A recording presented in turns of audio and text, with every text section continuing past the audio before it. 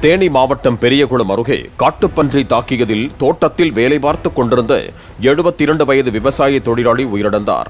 வடகரை அழகர்சாமிபுரத்தை சேர்ந்த ராமசாமி கல்லாரில் மருத்துவர் ஒருவரின் தோப்பில் விவசாய பணி மேற்கொண்டிருந்தார்.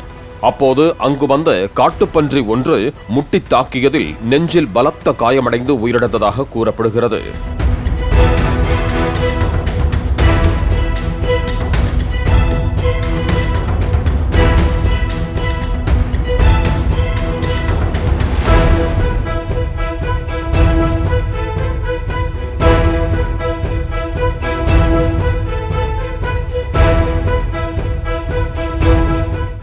பிளே ஸ்டோர் மற்றும் ஆப் ஸ்டோரில் இருந்து பாலிமர் செயலியை QR கோடு மூலம் பதிவிறக்கம் செய்யுங்கள். செய்திகளை உடனுக்குடன் பெறுங்கள்.